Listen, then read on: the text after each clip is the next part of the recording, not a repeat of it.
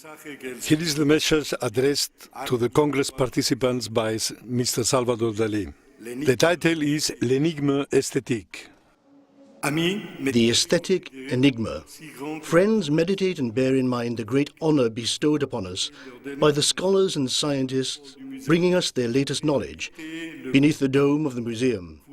Consider and meditate on the fact that Leibniz himself wished to continue the combinatory art of Ramon, the enlightened doctor. The combinatory wheels functioned thanks to a red thread that passed through their centers and was sewn to the parchment. And in the night he said that if one had the habit, they continued to turn and combine in sleep, like the wheels of the burning fire, just as Heraclitus the Obscure wished. The aesthetic phenomenon is closely linked to the history of science, albeit for the mere fact that in both there is experimental choice.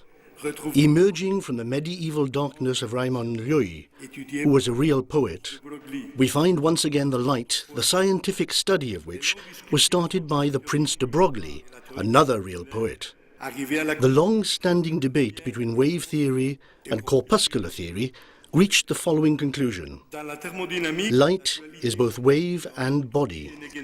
In thermodynamics, the duality contained between entropy and negentropy becomes the philosophically comprehensible uncertainty principle of Heisenberg. After Heisenberg and his uncertainty principle, we know that there are charmed atoms, while charm is the property of certain atoms. It is impossible to find a notion more aesthetic than René Thom's recent catastrophe theory, which is applied to both the geometry of the parabolic umbilicus and continental drift. René Thom's theory has charmed all my atoms since the day I began to learn about it. Salvador Dalí, Marqués de Dalí de Pujol, Figueres, the 1st of November, 1985.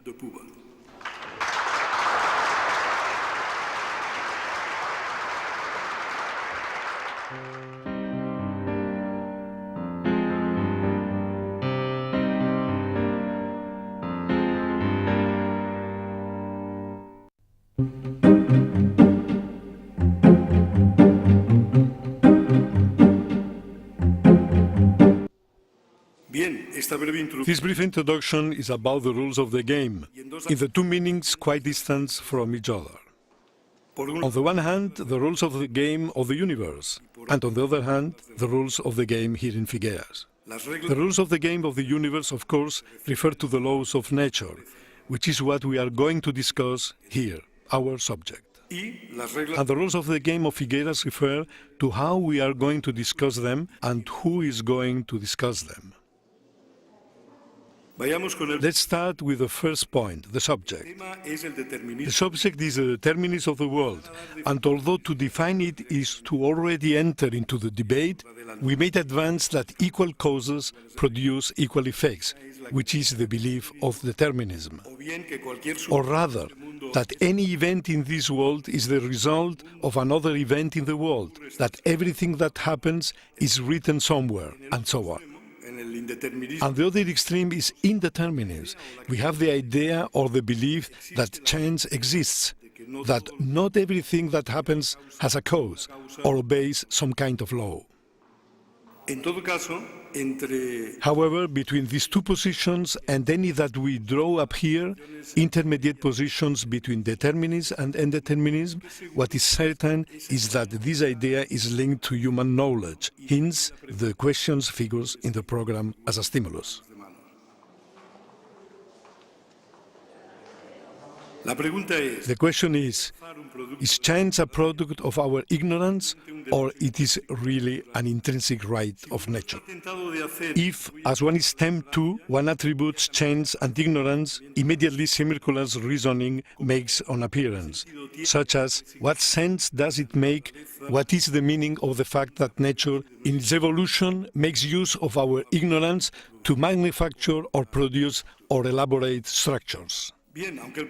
Well, although the problem is an ancient one, it is easy to pinpoint the time when deterministic euphoria came about. It was practically when science was invented.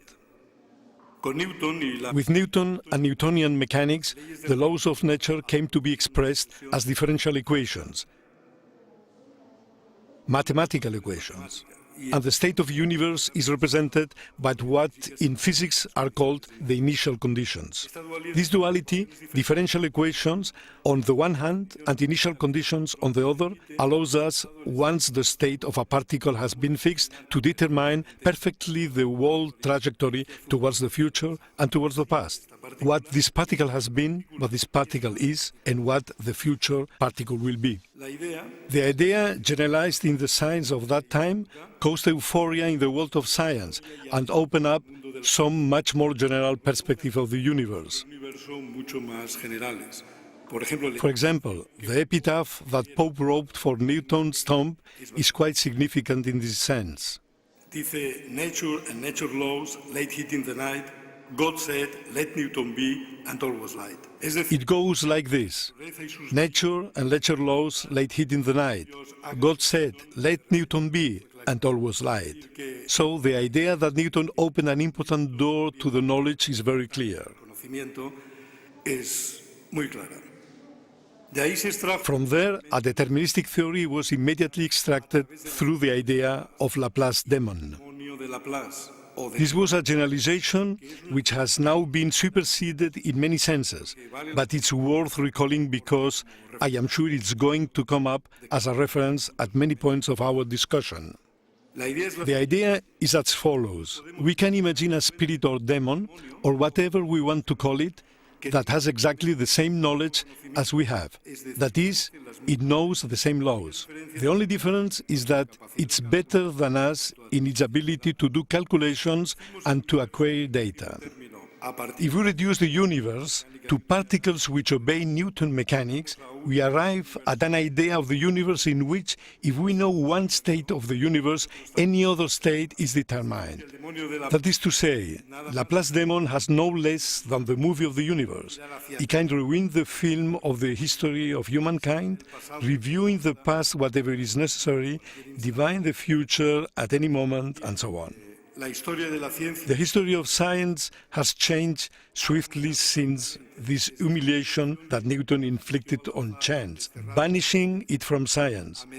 In the middle of the last century, the first pact of science with chance was made through the notion of probability from statistical mechanics.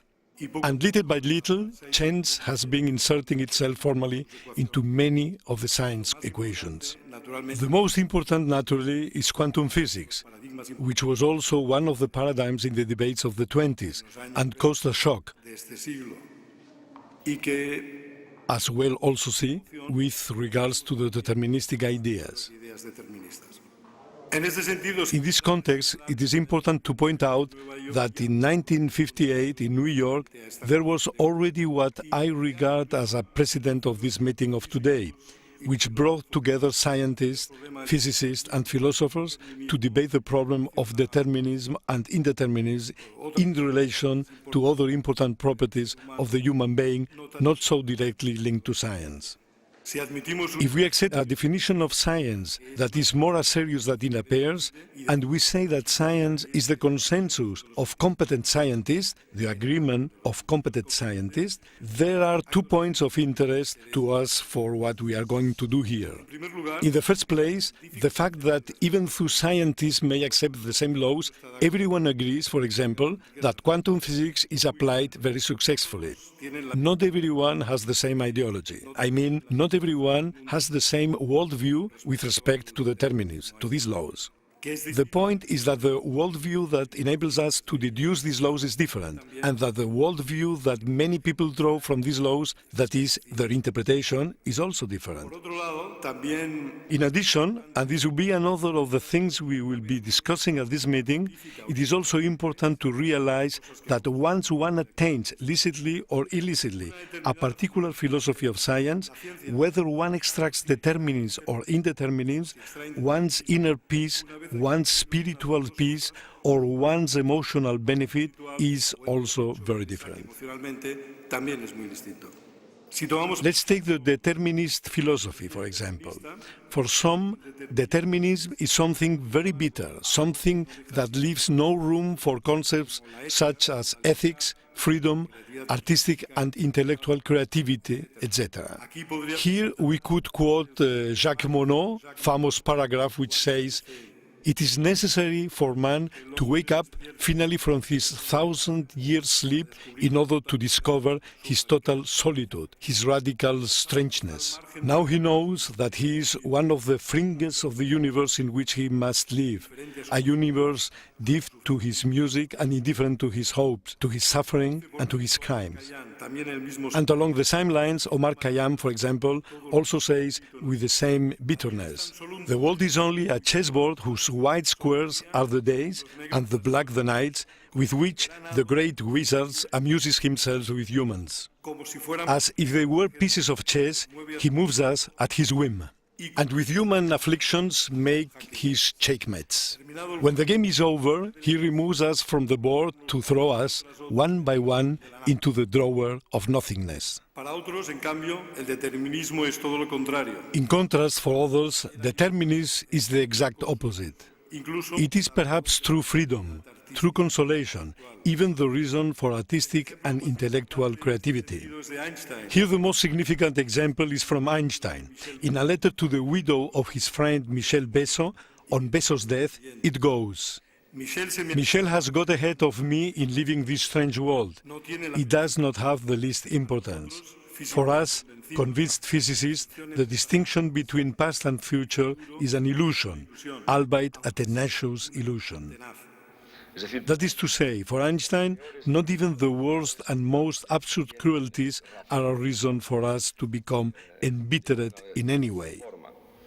In art, the same thing happens. Many artists also find the real form of the real merit of the artistic creation in determinism. Writers, for example, will say that the novel writes itself. Artists say things like, "I do not know what happened, but a hand guides me. The sculpture has a dynamic of its own. The painting paints itself. My merit is a sort of revelation in pursuing this determinism that is already destined." That is to say, they discover the works rather than create them. In our daily life, we also have deterministic or indeterministic sensations. Those of you who have arrived at this Congress bar plane, for example, have trusted in a reasonable degree of reproducibility of the laws of physics, on the one hand. And on the other hand, when we feel we are suffering because we are in doubt, it is clear that we believe in some corner of our soul that our decision is going to decide our future. At these times, we are indeterministic. We have already said that scientists, while accepting the same laws, may have different worldviews, meaning that there is a margin for ideology or beliefs or mindset. And let's say in passing that amongst the scientists who are our guests here today, there are representatives of these different ideologies. But it's important to stress that the worldview that a scientist has is not entirely independent of the field of research in which he or she is involved.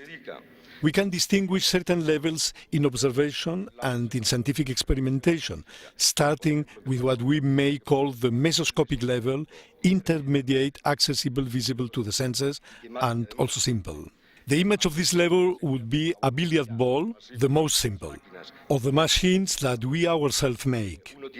One tends to be deterministic if one observes this world. And this world greatly conditions our intuition, so much so that then when we reach other limits of observation, we find that not everything functions like billiard balls.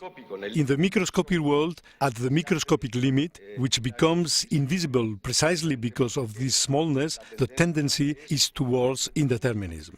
There is heterodoxy in quantum mechanics, certainly. But although no ideological surveys have been done, I believe that it can be assured that there are more indeterminists than determinists in quantum physics. In the world that is invisible because of its largeness, in the megascopic world, people who observe the stars and are accustomed to predicting eclipses centuries in advance tend to be deterministic. In the mesoscopic world, that is to say, at an intermediate but complex rather than simple level, where the living systems we observe would be, there is an indeterministic tendency. And there is the abstract world, the world of mathematics. Here perhaps the tendency is less clear, but I would say that it comes closer to indeterminism.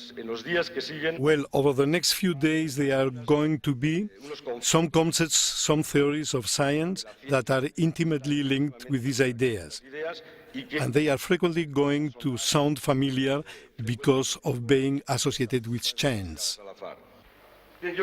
I believe that if there is one thing we can take from all this, it's this, that deep within every scientist there is indeed always a deterministic mindset. It comes with the job. It's part of the scientist's job to look for the reproducibility of laws, but this is in the method. The first property of the science method is the belief, as a working hypothesis, that nature is intelligible, that mind can be separated from matter, subject from object, observer from observed, and finally, that there is a dialectic process between experience and theory that enables science to advance. But naturally, if as knowledge we understand the elaboration of image of the world, then science is one of the forms of knowledge, not all. Art, for example, is a form of knowledge with some very different principles. It does not seek to separate subject and object, but just the opposite. The creator wants to be inside the creation. And the creator is not particularly interested in his creation being intelligible, but in it being communicable. That is to say, the miracle of the artistic act is in fact that a fabricated simplicity reveals what for a scientist will be a miracle, which is that the initial complexity is conveyed. And another form of knowledge would be what in general we might call divine or revealed knowledge, where the problem of subject and object is solved by referring to a subject for whom everything is objective, everything is intelligible, and which deigns to reveal its truth to us. Philosophy, perhaps, is a combination of all these three forms of knowledge. And these, I believe, bring us to the roles of the game to be established here in Figueras. There have been luminous moments in the history of knowledge when interaction has come about spontaneously between the different forms of knowledge, the scientific, objective and intelligible, the artistic and others. This was natural in the ancient Greece. It was very important in the Italian Renaissance. And you only need to open the door for any cafe in Vienna in certain years of this century to see the same thing. Today, we are at a pathetical different moment. And one of the ideas of being here is to somehow force a dialogue, even if only being physically here together beneath this dome. The rules of the game then are, on the one hand, it is not impossible that some of you who are particularly distant from science may sometimes have the somewhat absurd feeling of not understanding particular points. But what I would propose as a rule of the game is not to tune out completely at these times. When we visit a museum and don't like the first painting, we don't just turn away, we give it another chance. Anything that we really understand deeply does not provide nourishment. This is a first important rule. Other rules are the usual ones. After the scientific papers, there will be a discussion to scientifically tear the expositions to shreds. And another important rule will be that there is no need to hide one's identity when speaking, not even once worldwide with regard to whatever subjects come up for discussion. To set an example, I will say that I am an indeterministic in the sense that I believe that nature has a certain right to contingency.